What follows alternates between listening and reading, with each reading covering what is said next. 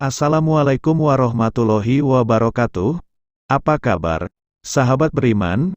Sesungguhnya menunaikan jihad dalam pengertian dan penerapan yang benar termasuk ibadah yang mulia.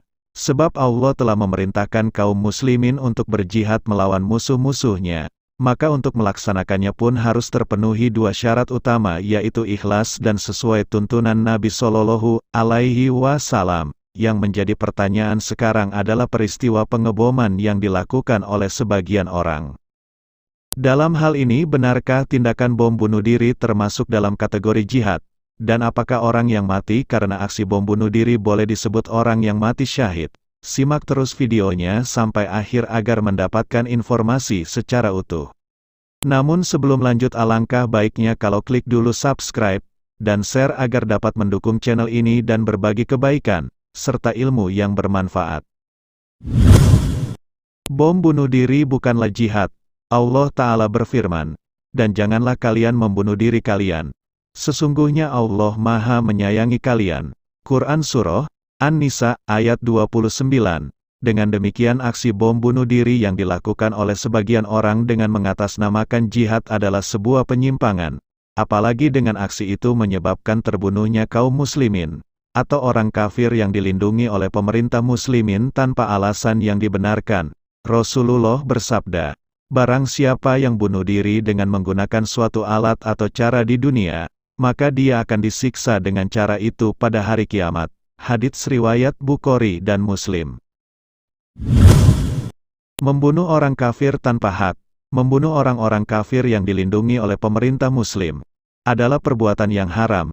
Rasulullah bersabda, "Barang siapa yang membunuh jiwa seorang muwahhid, orang kafir yang memiliki ikatan perjanjian dengan pemerintah kaum muslimin, maka dia tidak akan mencium bau surga. Padahal sesungguhnya baunya surga bisa tercium dari jarak perjalanan 40 tahun. Hadits riwayat Bukhari. Adapun membunuh orang kafir muwahhid karena tidak sengaja, maka Allah mewajibkan pelakunya untuk membayar diyat dan kafaroh sebagaimana disebutkan dalam ayat, yang artinya, apabila yang terbunuh itu berasal dari kaum yang menjadi musuh kalian kafir harbi dan dia adalah orang yang beriman, maka kafarohnya adalah memerdekakan budak yang beriman. Adapun apabila yang terbunuh itu berasal dari kaum yang memiliki ikatan perjanjian antara kamu dengan mereka kafir muwahhid, maka dia harus membayar diyat yang diserahkan kepada keluarganya dan memerdekakan budak yang beriman.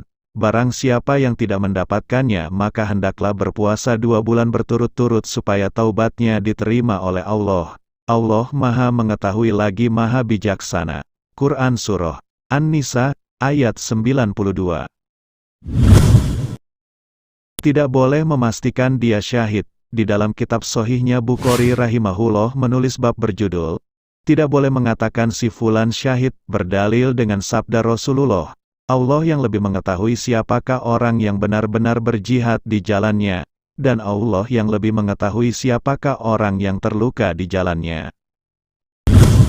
Kalau orang yang benar-benar berjihad dengan jihad yang syar'i saja tidak boleh dipastikan sebagai syahid, selama tidak ada dalil khusus yang menegaskannya.